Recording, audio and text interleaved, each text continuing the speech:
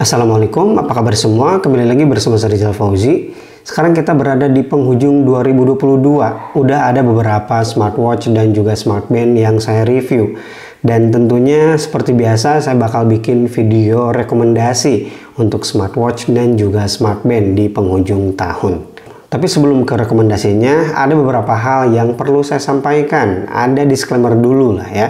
Yang pertama, pilihan saya di video ini murni ya, pendapat pribadi. Jadi ini bersifat subjektif. Jadi kalau kalian punya pilihan masing-masing, punya penilaian masing-masing, silahkan tulis aja di kolom komentar. Yang kedua, rekomendasi yang saya sebutkan di video ini adalah smartwatch atau smartband yang pernah saya review setelah video rekomendasi Lebaran 2022 kemarin. Jadi kalau ada smartwatch bagus tapi keluaran lama, ya tentunya nggak bakal saya sebutkan. Kamu boleh aja tonton rekomendasi Lebaran 2022 dan itu menurut saya masih sangat relevan. Dan yang terakhir, smartwatch atau smartband yang saya rekomendasikan di video ini adalah yang gampang ditemukan di marketplace Indonesia atau marketplace lokal. Oke, langsung aja ke rekomendasinya. Yang pertama untuk smartwatch atau smartband di bawah 1 juta rupiah. Oke, kita mulai dari smartband aja kali ya, karena pilihannya sedikit. Dan yang saya rekomendasikan adalah Huawei Band 7. Huawei Band 7 bisa kamu temukan di marketplace di harga 500 ribuan. Atau yang saya suka dari Huawei itu sering ngasih diskon ya, selalu saya sebutkan seperti itu. Bisa aja kamu dapat 400 ribuan. Kelebihan dari Huawei Band 7 di sini ya tentunya brand ternama dari Huawei dan juga desain ergonomis ya, nyaman dipakai. Karena bodinya yang menurut saya lumayan datar ya di bagian sensornya. Layarnya juga udah AMOLED, UI-nya matang ya, HarmonyOS 2.0, udah ada audio juga, bisa quick replay, olahraganya lengkap dan juga water resistant sampai 5 atmosfer. Dan jangan lupa ya, ini dari Huawei artinya garansinya resmi. Tapi ada beberapa hal yang perlu diperhatikan kalau kamu mau beli Huawei Band 7 ini. Yang pertama, belum built-in GPS, yang menurut saya ini wajar ya. Untuk kelas harga 500 ribuan belum ada sih yang ngasih GPS. Yang kedua, tidak ada auto brightness. Dan yang ketiga, harus install beberapa sistem Huawei. Kalau smartband atau smartwatch lain itu kan tinggal install aplikasi doang. Kalau ini kita harus install beberapa aplikasi seperti App Gallery untuk selalu up to date ya. Kemudian Huawei Hot dan juga HMS Core-nya. Oke, rekomendasi yang kedua ini saya khususkan bagi kalian yang suka dengan Apple Watch KW. Ya mau gak mau ini harus saya rekomendasikan ya, karena memang ada pasarnya dan lumayan banyak yang suka. Untuk Apple Watch KW saya merekomendasikan Evo W57 harganya 500 ribuan dan juga DT8 Ultra yang lebih murah 400 ribuan. Ya, Evo Pro W57 bagi kamu yang pengen mirip ya dengan Apple Watch Series 7. Sedangkan DT8 Ultra bagi yang pengen mirip dengan Apple Watch Ultra. Kelebihan-kelebihan dari smartwatch ini ya harganya murah ya, tapi tetap terlihat mewah karena desainnya mirip dengan Apple Watch. Kemudian layarnya juga lebar, bezelnya tipis, fiturnya lengkap, bisa Bluetooth, call, watch face juga banyak. Jadi cocok banget lah bagi kamu yang pengen gaya-gayaan. Tapi kalau kamu beli smartwatch ini ada beberapa yang perlu diperhatikan, yaitu sensornya gak bagus ya. Dan menurut saya mungkin orang-orang yang beli ini gak terlalu peduli ya soal sensor ini karena memang niatnya pengen gaya-gaya doang. Kemudian UI-nya juga seadanya. Meskipun mereka mengklaim smartwatchnya itu anti air, IP68 misalkan bisa di bawah 1 meter selama 1 jam. Menurut saya jangan dibawa berenang ya, karena saya pernah pengalaman pakai Apple Watch KW dan mati. Kemudian yang paling penting smartwatch ini tentunya tidak ada garansinya. Lanjut rekomendasi yang ketiga, saya punya Eagle Tempo 3 Pro di harga yang sama 500 ribuan. Kelebihan dari Eagle Tempo 3 Pro ya, saya suka desainnya cakep ya. Ini terbuat dari metal yang juga tipis. Kemudian layarnya udah menggunakan AMOLED, itu bagus ya untuk kelas harganya. Udah ada audionya juga, watch face-nya banyak, fitur juga terbilang lengkap, ada BPM, SPO2, sleep tracker yang bisa aktif all day ya. Kemudian ingat ini Eagle, jadi garansinya resmi dan Eagle Tempo 3 Pro itu baterainya awet. Yang perlu kamu perhatikan dari Eagle Tempo 3 Pro, pertama dia masih menggunakan pihak ketiga ya, jadi belum punya UI sendiri atau OS sendiri. Kemudian mereka juga UI-nya itu tergolong biasa aja ya, UI yang banyak dari pasar gitu ya. Kemudian belum built-in GPS, ini wajar menurut saya, dan belum bisa Bluetooth call. Jadi kalau kamu butuh Bluetooth call, Eagle Tempo 3 Pro belum cocok. Rekomendasi yang selanjutnya adalah Halo RS4 Plus. Kelebihan dari Halo RS4 Plus ya, build quality-nya solid ya, frame-nya dari metal, kacanya juga kerasa solid banget. Kemudian layarnya juga udah AMOLED. Dan yang paling saya suka dari RS4 Plus ini adalah UI-nya terbaik untuk kelas harga 600 ribuan. Ya, smooth banget dan juga rapi.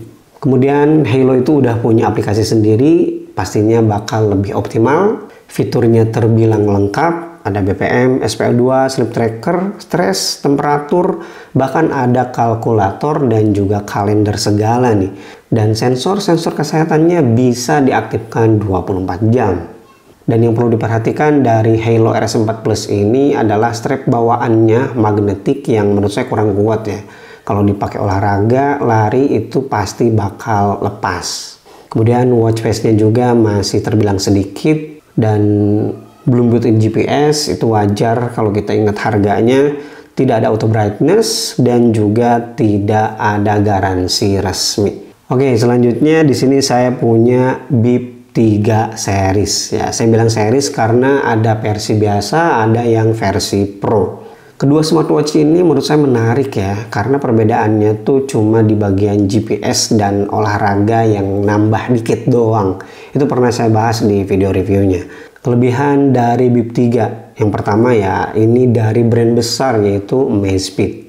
Kemudian desainnya minimalis, bagi kamu yang suka dengan desain minimalis ini cocok banget menurut saya.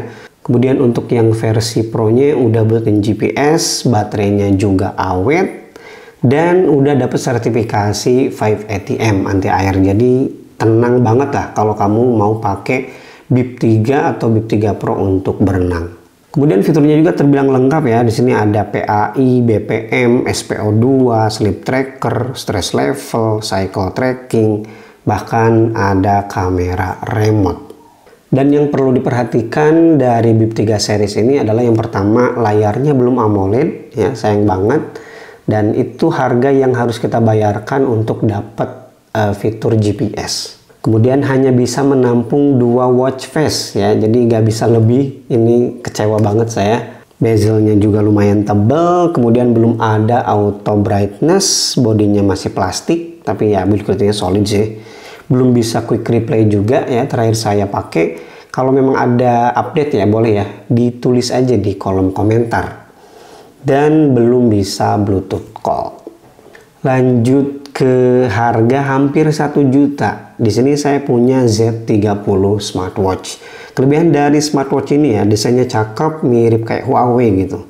Kemudian build quality-nya juga solid banget, crown-nya aktif, bisa diputer-puter, layarnya juga udah AMOLED, ada fitur always on display, dan yang paling menarik dari Z30 itu adalah adanya music storage sebesar 8 GB. Bisa connect TWS juga loh, kalau kamu pengen olahraga sambil konekin TWS gitu. Kemudian dia juga bisa dijadiin recorder, tapi untuk kualitas audionya sih so-so ya, biasa-biasa aja. Dan watch face-nya berlimpah, kemudian udah support Bluetooth call. Jadi fitur dari Z30 smartwatch ini oke banget sih untuk kelas harga 800 ribuan. Dan yang perlu kamu perhatikan dari Z30, yang pertama dimensinya cukup besar yaitu 47 mm. Jadi bagi kamu yang punya pergelangan tangan kecil ya nggak bakalan cocok. Kemudian lumayan berat juga, 63 gram, dan olahraganya yang didukung hanya 7 jenis doang, dikit banget.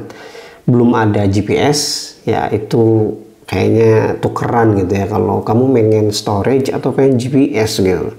Kemudian kapasitas baterainya memang gede, tapi untuk keawetannya bisa dibilang biasa aja ya. Oke, kita masuk ke range harga 1 juta ke atas. Nah, untuk range harga segini harus ada beberapa standar ya. Yang pertama, layarnya harus menggunakan AMOLED, kemudian ada AOD juga tentunya. Built-in GPS, bisa quick replay, dan juga garansinya harus resmi. Ya, karena kita mengeluarkan uang yang tidak sedikit ya, lumayan gede, 1 juta ke atas. Jadi kalau ada apa-apa gampang untuk klaim. Kalau nggak ada garansi ya udah wassalam gitu kan. Nah, yang pertama untuk rekomendasi 1 juta ke atas, di sini saya punya Zebra Stratos 2. Harganya 1,010 juta ya, jadi 1.010.000. Bisa dicek lah, bahkan kamu bisa dapat harga murah mungkin. Kelebihan dari Zebra Stratos 2 ini ya, desainnya menurut saya ini termasuk yang paling ganteng di harga 1 juta pas gitu ya, 1 juta kecil banget. Kemudian build quality-nya juga solid ya, terbuat dari metal dan juga plastik. AOD udah ada tentunya, kemudian watch face lumayan banyak. Udah built-in GPS dan water resistant up to 5 ATM. Baterainya juga terbilang awet. Yang perlu kamu perhatikan ya dari Zebra Stratos 2 ini, sayang sekali memang garansinya belum resmi. Ya, saya agak mentolerir ya, karena harganya ya 1 juta lebih dikit banget gitu, 1.010.000 doang gitu. Jadi soal garansi ini kalau kamu kurang begitu peduli gitu ya soal garansi, ya ini smartwatch yang bagus. Kemudian selanjutnya UI-nya tidak begitu lancar ya, jadi agak sedikit berat, kayak pindah-pindah halaman itu ya kerasa. Kemudian tidak ada auto brightness padahal harganya udah 1 juta. Kemudian fiturnya terbilang standar, hanya ada BPM, SPO2 itu juga manual, kemudian sleep tracker. Ini kan desainnya desain smartwatch outdoor ya, tapi untuk fitur outdoornya nggak ada. Minimal ada kompas gitu lah. Di Zebra Stratos 2 ini sayangnya nggak ada. Dan yang terakhir, olahraganya hanya 12 jenis, sedikit. Yang selanjutnya saya punya Mibro Watch GS. Ini anget ya, baru aja saya review. Harganya 1.050.000, naik dikit dari Zebra Stratos 2. Nah, kalau kamu kurang struck dengan Zebra Stratos 2 dan uang kamu mepet di 1 juta, boleh coba nih Mibro Watch GS. Yang saya suka dari Mibro Watch GS ini ya build quality-nya solid, desainnya juga gak kalah ganteng ya dari Zebra Stratos 2. Panelnya udah AMOLED pastinya, ada AOD juga, all day ya. Kemudian UI-nya cakep dan smooth. Nah, ini lebih baik ya daripada Zebra Stratos 2 tadi. Padahal nambahnya cuma sekitar 40 ribuan aja. Selain itu, smartwatch ini juga udah bisa quick replay ya kalau dipasangkan ke Android. Kalau ke iPhone itu nggak bisa. Kemudian watch face-nya udah lumayan banyak, fiturnya lebih lengkap ya. Ada BPM, SPO2, stress level, sleep tracker, ada kompas. Nah, minimal ada kompas lah. Kalau desain smartwatch outdoor itu kan sering dipakai di luar gitu ya. Jadi minimal ada kompas lah. Kemudian ada kalkulator dan juga kalender. Itu salah satu fitur yang jarang kita temukan di smartwatch ya. Olahraganya juga banyak ya, ada 70 jenis, built-in GPS tentunya, dan baterainya awet. Tapi ada beberapa yang perlu kamu perhatikan, yaitu yang pertama AOD-nya hanya 4 opsi. Memang all day ya untuk AOD-nya, tapi kita cuma dikasih 4 watch face untuk always on display-nya. Kemudian tidak ada altimeter dan barometer, dan untuk saat ini Mibro Watch GS belum ada garansi resminya. Saya nggak tahu ya, karena untuk Mibro itu udah ada ya perwakilannya di Indonesia oleh Axindo. Mungkin beberapa bulan ke depan bakal dibawa resmi ya ke Indonesia. Tapi untuk saat ini, saat saya bikin video ini, belum ada garansi resminya. Dan diameternya untuk GS ini lumayan gede. Selanjutnya ada Amazfit GTS 4 Mini yang harganya sedikit lebih mahal ya dari GS dan juga Stratos 2, yaitu 1,3 juta. Di harga 1,3 juta kamu bakal dapat garansi resmi tentunya dari Amazfit ya. Kemudian desain dari GTS 4 Mini ini minimalis, tipis, dan juga ringan.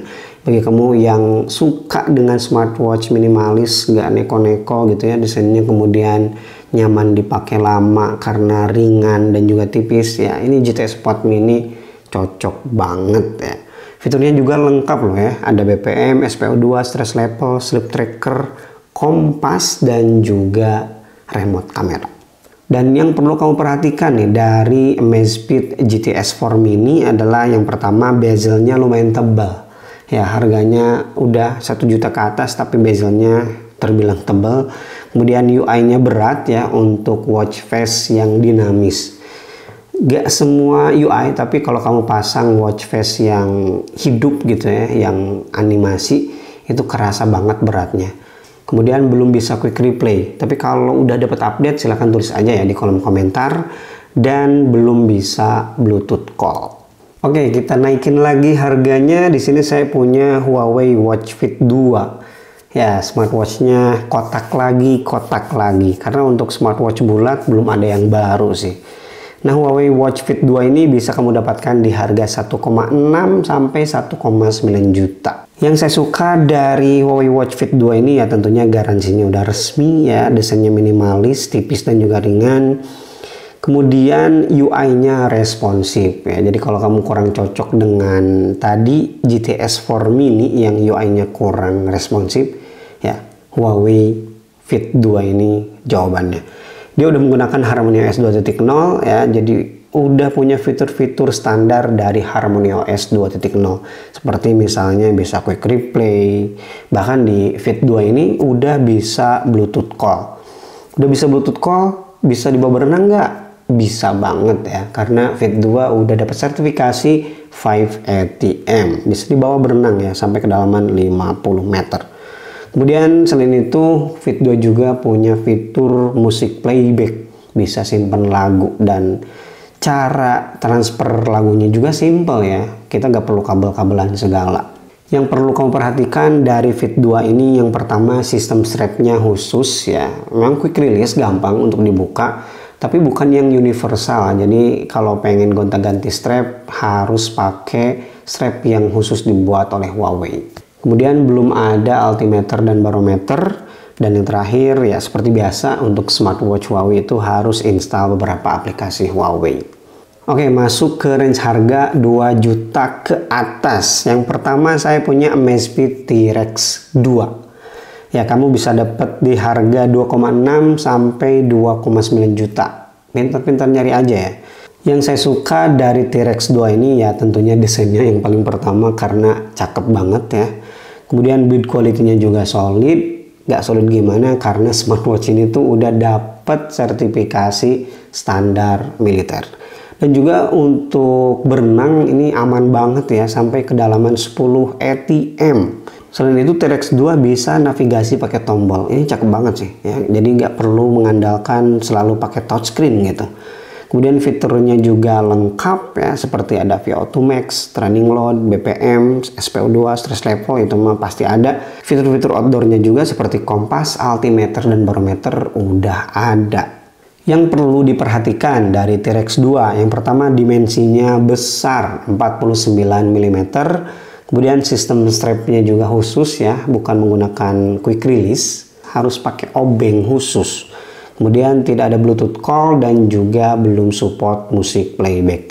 Ya wajar ya karena mereka ya T-Rex 2 ini ngejar standar militer. Jadi kalau ada bolong speaker mungkin bakal sulit untuk mencapai bisa kedalaman 10 ATM. Yang selanjutnya masih Amazfit juga, yaitu Amazfit GTR 4. Kamu bisa dapatkan smartwatch ini di harga 2,799 juta. Ya atau 2,7-2,6 kalau kamu bisa nyari-nyari adalah yang jual di harga 2,6 baru loh itu. Untuk kelebihan GTR 4 ya, yang pertama itu bisa import rute untuk olahraga, kemudian ada rute back ya, kemudian core-nya juga aktif dan fiturnya juga lengkap ya. Meskipun desain dari GTR 4 ini bukan outdoor, tapi di sini udah support altimeter, barometer, VO2 max dan juga kompas. Yang perlu kamu perhatikan dari GTR 4 ya, fitur auto detect walkout-nya kurang bagus. Ya, saya pernah bikin video versus ya GTR 4 dengan GT3 dari Huawei yang 46 mm. Itu parah banget ya untuk auto detection olahraganya. Saya nggak tahu sekarang udah dapat update pembaruan, perbaikan atau belum. Kalau kamu masih pakai GTR 4 silahkan tulis aja di kolom komentar. Dan sekarang kita masuk ke rekomendasi yang terakhir. Di sini saya punya Samsung Galaxy Watch 5 yang bisa kamu dapatkan di harga 3 sampai 3,5 juta. Akhirnya ada juga ya rekomendasi dari Wear OS. Nah, yang saya suka dari Samsung Galaxy Watch 5 ini yang pertama brandnya yaitu Samsung. Ini jelas banget ya, karena Samsung terkenal memperhatikan usernya sebelum ada kasus service center kemarin ya. Tapi untuk update software Samsung juara sih.